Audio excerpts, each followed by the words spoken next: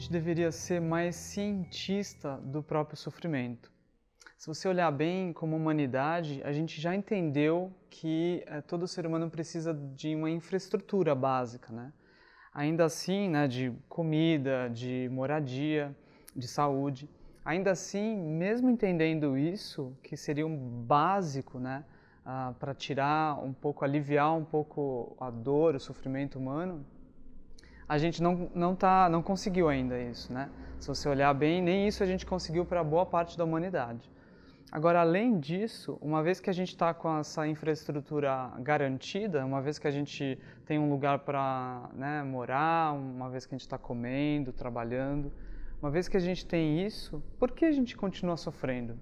Essa é uma pergunta que a gente faz pouco. A gente fica pouco tempo nesse lugar de olhar para o sofrimento de um modo mais profundo. Assim que a gente começa a sofrer, a gente começa a tentar resolver como se aquilo a gente tivesse errado, assim, não deveria ter acontecido, então a gente deve ter errado e a gente começa a buscar por uma solução mais paliativa possível, mais rápido possível, né? Se dessem para a gente uma pílula mágica, assim que qualquer surto acontecesse, se tivesse essa pílula, ela existisse, a gente ia querer.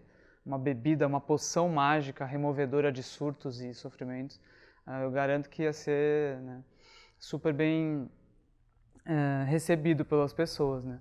Então a gente tem essa tendência constante, essa urgência de sair do sofrimento. Então é quase como a gente quer sair da prisão, mas a gente não olha direito como a prisão é. Então nessa, muitas vezes a gente só se debate dentro da prisão, sendo que o que eu precisaria seria parar um pouquinho, como que é essa prisão? Como que é essa prisão? Então, por que a gente sofre, né? Se você olhar, além das condições mais externas, a sensação usual que a gente tem é de achar algum culpado. A gente vai achar que a gente sofre porque alguma coisa aconteceu, ou porque alguma pessoa fez alguma coisa, ou porque a gente deixou de fazer alguma coisa. Enfim, a gente sofre por causa da conta bancária, de alguma coisa no trabalho, de alguma coisa que aconteceu numa relação. Então essa é a explicação usual que as pessoas dão. Agora, se você olhar bem, há todo um mundo interno por trás disso que a gente não olha, como se fosse um ponto cego da nossa cultura, né? Então, o que está por trás, muitas vezes, de que algo aconteceu é uma mente desequilibrada, por exemplo. Então, não é tanto o que o outro fez, mas o fato de que minha energia, o meu ânimo, minha respiração está condicionada ao outro. Então, uma das coisas que a gente vai descobrir com o tempo, ao olhar mais profundamente para o sofrimento, é que a gente sofre de energia condicionada. A gente sofre de uma mente desequilibrada, uma mente que quase não consegue andar por si só. É como se a gente ficasse o tempo inteiro construindo a nossa casa em outro lugar. É como se a gente construísse a nossa casa e fizesse um ninho em lugares muito frágeis. E, então, cada vez que a gente faz um ninho, a nossa casa, em uma pessoa, e a pessoa diz tchau, estou indo nessa, a gente sente quase como despejado da nossa própria casa, né? Então, essa é a sensação. Quando a gente sai de uma empresa ou quando a gente sai de uma relação, né? Então, uma outra coisa que a gente vai descobrir é que a gente sofre de seriedade. A gente sofre porque a gente está muito rígido em várias teorias de como as coisas deveriam ser, muitos referenciais e bolhas. Então, a gente sofre dessa seriedade, porque parece que quando a coisa acontece, aquilo acontece mesmo, aquilo é sólido, foi mesmo. A gente não tem uma leveza, a gente não vê as coisas como construções, a gente não sabe brincar direito. A gente pega a brincadeira e aquilo fica super sério. E aí a gente se mata ali dentro, como um ator que se perde no meio de uma peça e acaba matando outro ator só porque a peça foi para uma direção específica entre os personagens, né? A gente esquece que as coisas não são tão sólidas quanto parecem. Então a gente sofre de energia condicionada, de seriedade, e aí se vocês olharem bem, por trás de qualquer sofrimento, tem a pessoa só olhando para ela mesma. Vejam se você consegue descrever um sofrimento sem falar eu, meu, minha. Muito difícil de descrever. Você vai descrever uma situação, você não vai descrever o seu sofrimento.